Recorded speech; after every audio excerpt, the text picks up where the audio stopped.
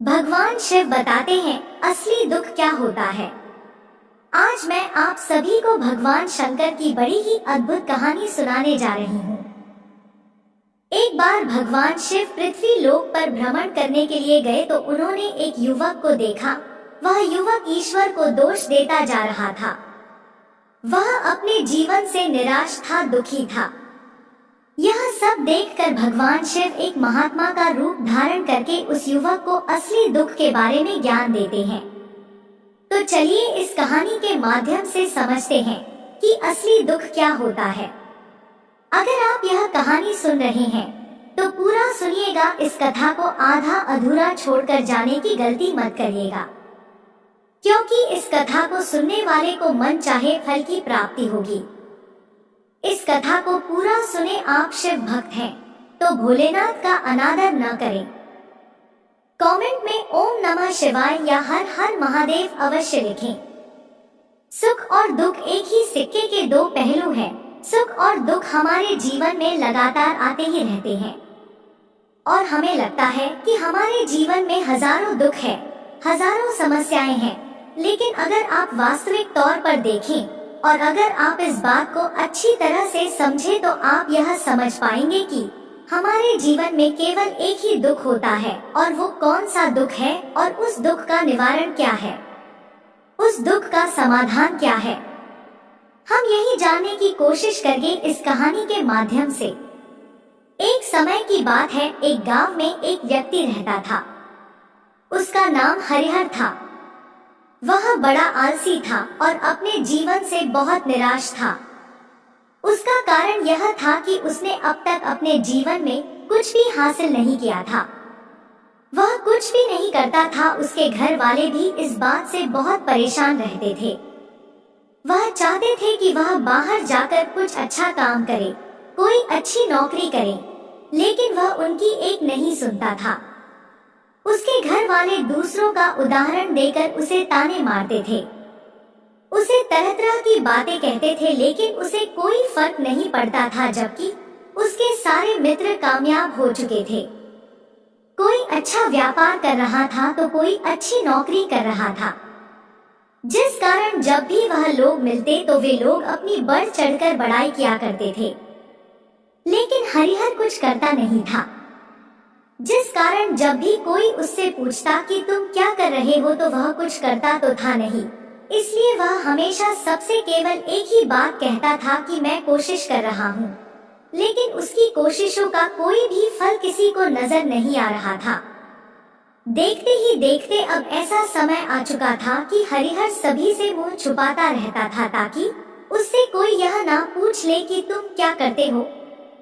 इसलिए वह कभी किसी के सामने भी नहीं आता था। धीरे धीरे उसका मन दुखी होने लगा था। हरिहर अब बहुत निराश रहने लगा था, मानो वह इस धरती पर बोझ है। इसलिए वह अपने आप को बहुत अकेला महसूस करता था। एक दिन उसके मन में यह भी विचार उत्पन्न होने लगे कि मेरे हाथों में कुछ नहीं है तो मैं क्या कर सकता हूँ। अकेले बैठकर वह रोता रहा और भगवान को दोष देता रहा। एक दिन छुपता छुपाता हुआ घर से निकलकर कहीं जा रहा था। तभी उसने रास्ते में देखा कि एक महात्मा लोगों को प्रवचन दे रहे हैं और प्रवचन में वह दुख की बातें कर रहे हैं। हरिहर अपना मुंह छुपाकर वहीं पर खड़ा हो गया ताकि उसे कोई देख ना ले और चुपचाप उन महात्मा जी की बातें सुन रहा था। महात्मा जी सभी को प्रवचन में कह रहे थे कि दुख हमारा सबसे बड़ा साथी है। हमें दुख अपने जीवन के बारे में समझाता है और हमें सही जीने का तरीका बताता है। दुख हमारे गुरु की तरह है, जिससे हमें सीखना चाहिए। आप चाहे तो अपने जीवन में अपने दुखों को अपना गुरु बना सकते हैं और उससे सीख सकते हैं, या फिर आप चाहे तो अपने दुखों पर बैठकर रो सकते हैं। लेकिन इससे आपको कोई लाभ नहीं मिलेगा, बल्कि आप दिन प्रतिदिन दिन और कमजोर होते जाएंगे, निराश होते जाएंगे। हरिहर छुप छुप कर उन महात्मा जी की बातें सुन रहा था। जैसे ही उपदेश खत्म हुआ, हरिहर उन महात्मा जी के पास पहुंचा और कहने लगा, हे महात्मा जी, अभी आप कुछ देर पहले दुख को गुरु बता रहे थे। आप कह रहे थे कि दुखों से हमें सीखना चाहिए, हमें उन्हें अपना गुरु बनाना चाहिए। लेकिन मैं भी तो अपने दुखों से परेशान हूँ, अपने जीवन से परेशान हूँ। मैंने अब तक जो दुख झेले हैं, मुझे तो कभी ऐसा प्रतीत नहीं हुआ कि मेरे दुख मुझे कुछ सिखा रहे हैं, बल्कि मुझे तो हमेशा यही लगता है कि वह मुझे पीड़ा दे रहे हैं, तकलीफ दे रहे हैं, और दुख की पीड़ा बहुत भयंकर होती है। ऐसा लगता है जैसे अब इसके बाद हमारा जीवन समाप्त हो जाएगा, इसके बाद हमें कुछ नहीं मिलने वाला, और यहाँ तक कि हमें मृत्यु भी उसके सामने कम लगने लगती है। जब लोग ताने मारते हैं, जब लोग यह कहते हैं कि तुम क्या कर रहे हो, तो मन को बहुत ठेस पहुँचती है और मैं उनसे कुछ नहीं कह पाता हूँ। हरिहर की बातों को सुनकर महात्मा जी कहते हैं, बेटा तुम्हें क्या दुख है और तुम दुख के बारे में ऐसी बातें क्यों कर रहे हो। हरिहर ने अपने ऊपर बीती हुई सारी बातें उन महात्मा जी को बता दी और कहने लगा है, महात्मा क्या आपके पास मेरे दुख का कोई समाधान है। हरिहर की बातें सुनकर महात्मा जी मुस्कुराए और कहने लगे, बेटा जब तुम्हारे जीवन में असली दुख आए तो तुम मेरे पास आना, मैं तुम्हारे दुख का समाधान अवश्य बताऊंगा। उन महात्मा जी की बातें सुनकर हरिहर अचरज में पड़ गया। उसे यह समझ नहीं आ रहा था कि क्या उसने अब तक जो दुख झेले हैं वह असली दुख नहीं है। उसने जो अब तक पीड़ा झेली, लोगों के ताने सहे हैं और जो तकलीफें उठाई है, क्या वह असली दुख नहीं है। आगे वह मन ही मन अपने आप से कहता है कि जब मुझे मेरे अपने नहीं समझ पाए तो यह महात्मा जी मुझे क्या समझेंगे। इतना सोचकर हरिहर वहां से अपने घर की ओर चला आया। अब हरिहर लोगों के ताने सुन सुनकर बहुत थक चुका था, वह बहुत निराश हो चुका था, जिस कारण उसने निर्णय लिया कि वह अब कुछ करके दिखाएगा। उसने अपने पिता से थोड़ा सा रुपया लिया और उस रुपए से उसने एक व्यापार शुरू किया। उसके पिता बहुत खुश थे कि कम से कम मेरा बेटा कुछ करने का प्रयास तो कर रहा है, लेकिन उसे व्यापार में कोई सफलता नहीं मिल रही थी, जिस कारण वह बहुत ही हताश हो चुका था, वह बहुत निराश हो चुका था। हरिहर को यह समझ नहीं आ रहा था कि वह क्या करे, किस तरह से अपने व्यापार को आगे बढ़ाए। तभी उसके पिता ने उससे कहा, बेटा कोई बात नहीं, इसी तरह से प्रयास करते रहो, आज नहीं तो कल सफलता अवश्य मिलेगी। हरिहर ने अपने पिता की बात मानी। हरिहर अब अपने व्यापार में और भी कड़ी मेहनत करने लगा। धीरे धीरे उसे सफलता मिलने लगी और फिर उसने रफ्तार पकड़ ली।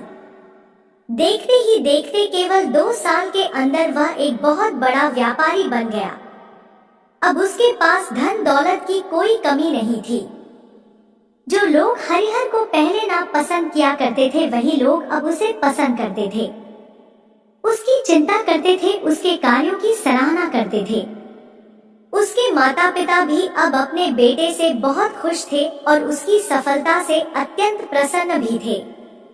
धीरे धीरे हरिहर के मित्रों की संख्या लगातार बढ़ती जा रही थी। हरिहर के कुछ मित्रों ने उसे यह भी सलाह दी कि उसे अपना व्यापार और तेजी से बढ़ाना चाहिए, उसे अपने व्यापार को और फैलाना चाहिए। जब तुम आज केवल इस नगर के सबसे बड़े व्यापारी हो, तब तुम इतना खुश हो, तुम्हारे साथ बहुत सारे लोग हैं। वहीं पर तुम सोचो कि जब तुम इस राज्य के सबसे बड़े व्यापारी बन जाओगे, तब तुम्हारे यहाँ पर लोगों की भीड़ लग जाएगी। लोग तुमसे मिलने के लिए समय निकालेंगे, यहाँ तक कि इस राज्य का राजा भी तुमसे मिलना चाहेगा, तुम्हारी तारीफ करेगा, और यदि कभी ऐसी जरूरत आ पड़ी तो वह तुमसे धन भी उधार लेने के लिए अवश्य आएगा। हरिहर को अपने दोस्तों की यह बात बहुत पसंद आई। हरिहर ने सोचा कि मेरे मित्र सही कह रहे हैं, मुझे अपने व्यापार को और बड़ा करना चाहिए और फैलाना चाहिए, तभी तो हर कोई मेरे बारे में जान सकेगा, हर कोई मुझे पहचान सकेगा। उसने बिना देरी किए, समय को बिना गवाए अपने व्यापार में और मेहनत करने लगा। लेकिन अब की बार उसके मन में धैर्य नहीं था। जिस कारण उसने कुछ अनुचित कदम उठाए ताकि उसका व्यापार जल्दी से जल्दी और बड़ा हो जाए। उसने कई लोगों से अधिक मात्रा में धन उधार ले लिया, जिससे उसके ऊपर काफी कर्ज बढ़ चुका था। और इतना ही नहीं, वह यहाँ पर नहीं रुका, उसने अधिक से अधिक मुनाफा कमाने के चक्कर में अपने माल की गुणवत्ता को भी खराब कर दिया, जिससे अब उसके माल में वह बात नहीं रह गई थी जो पहले हुआ करती थी। लेकिन वह अपने मित्रों की बात सुनता रहा, जैसा उसके मित्र कहते थे वह वैसा ही करता चला जा रहा था। यहाँ तक कि उसने अपने व्यापार को और भी तीव्रता से बढ़ाने के लिए अपने दूसरे छोटे व्यापारियों के खिलाफ षड्यंत्र भी रचना शुरू कर दिया, जिस कारण उसके मन में अब पहले जैसा वह सुकून नहीं था। उसे अब रातों को नींद नहीं आती थी। अब उसके मन में केवल एक ही विचार रहता, किस तरह से उसका व्यापार पूरे राज्य में फैल जाए और वह इस राज्य का सबसे बड़ा व्यापारी बन जाए। इसलिए वह दिन रात केवल इसी मेहनत में लगा रहता कि उसका व्यापार जल्दी से जल्दी और बड़ा हो जाए। हरिहर के पास नौकर चाकर सभी सुख सुविधाएं थी, लेकिन उसके बावजूद भी उन चीजों का लाभ नहीं उठा पा रहा था, क्योंकि उसका पूरा ध्यान केवल अपने व्यापार को और उन्नति पर ले जाना था। एक दिन हरिहर एक मार्ग से होकर गुजर रहा था, तभी रास्ते में हरिहर को उन महात्मा का आश्रम दिखाई पड़ा। यह देखकर वह उन महात्मा जी के पास गया और उनसे कहने लगा, हे महात्मा जी, आपने कहा था कि जब मेरे जीवन में कोई असली दुख आए तब मैं आपके पास आऊं। आज इसलिए मैं यहाँ पर आया हूँ। आज मैं बहुत दुखी हूँ। मैं रातों को सो नहीं पाता। मेरे पास सब कुछ होते हुए भी मैं उनका लुत्फ नहीं उठा पाता। उसने अपनी सारी बातें महात्मा जी को बताई। महात्मा जी हरिहर से कहते हैं, बेटा, जब तुम पहली बार आए थे तब भी तुम बहुत दुखी थे, लेकिन तब तुमने अपने दुख से क्या सीखा? महात्मा जी की बातें सुनकर हरिहर बोला, है महात्मा जी, जब मैं अपने जीवन में कुछ नहीं कर पा रहा था तब मैंने अपने दुखों से यही सीखा था कि केवल सोचने मात्र से कुछ नहीं होगा, उसके लिए हमें कुछ करना भी पड़ेगा। और केवल कोई कर्म करना ही सफलता नहीं है, उस कर्म को उसके अंजाम तक पहुंचाना हमें सफल बनाता है। फिर चाहे रास्ता कैसा भी हो, फिर चाहे परिस्थितियां कैसी भी क्यों ना हो, फिर चाहे कितनी ही बाधाएं आपके रास्ते में क्यों ना आ जाए, चाहे ऐसा क्यों ना लगने लगे कि अब हमारे जीवन में कुछ नहीं बचा, हम कुछ नहीं कर सकते, तब भी हौसला बनाए रखो, उम्मीद नहीं छोड़नी चाहिए और अपने कार्य पर डटे रहना चाहिए। यह सोचकर कि जब तक मैं अपने कार्य को सफल नहीं कर लेता, जब तक मैं अपने लक्ष्य तक नहीं पहुंच जाता, तब तक मैं इस कार्य को करता रहूंगा। मैं इस कार्य में अवश्य ही सफल होकर रहूंगा, क्योंकि लोग केवल सफल लोगों को महत्व देते हैं, उनके कर्मों को नहीं। हरिहर की यह सारी बातें सुनकर वह महात्मा जी कहने लगे, बेटा, जब तुम्हारे जीवन में असली दुख आए तब तुम मेरे पास आना, मैं तुम्हारी समस्या का समाधान अवश्य करूंगा। इतना कहकर महात्मा जी वहां से चले गए। हरिहर फिर से उनकी ये बातें सुनकर आश्चर्यचकित रह गया। उसे अभी यह समझ नहीं आ रहा था कि उसने जो तकलीफें अभी तक झेली हैं, क्या ये असली दुख नहीं है? हरिहर के मन में अब एक सवाल उत्पन्न होने लगा कि असली दुख क्या है और इसकी पहचान क्या है, और मुझे कैसे पता चलेगा कि इस समय में असली दुख में हूँ। लेकिन उसने कुछ नहीं कहा। तभी वह महात्मा हरिहर के पास एक बड़ा सा घड़ा लेकर पहुंच जाते हैं। उस घड़े के अंदर सोने के सिक्के थे। उस घड़े को देते हुए वह महात्मा हरिहर से कहते हैं, बेटा, तुम इसे उस पेड़ के नीचे मिट्टी में दबा दो, क्योंकि यह मेरे किसी काम का नहीं है।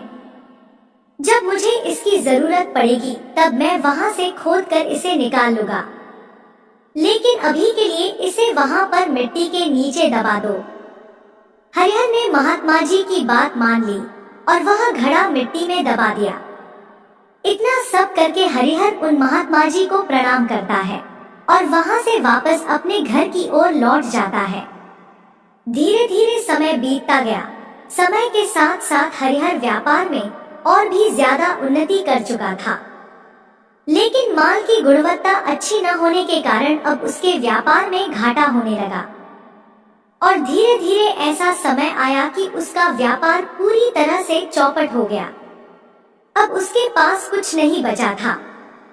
हरिहर ने अपने दोस्तों से जो कर्ज लिए थे वो कर्ज भी उसे चुकाने थे, लेकिन हरिहर यह सोचकर निश्चिंत था कि उसने वह कर्ज अपने मित्रों से लिए हैं, जिस कारण वह उन्हें लौटाने में थोड़ी देर अवश्य कर सकता है। वह तो यह सोच रहा था कि उसके मित्र उसका बुरे समय पर साथ देंगे, लेकिन सबसे पहले उसके मित्र ही उससे अपना कर्ज वापस लौटाने की मांग करने लगे। तब हरिहर को एहसास हुआ कि कोई भी अपना नहीं है। उसने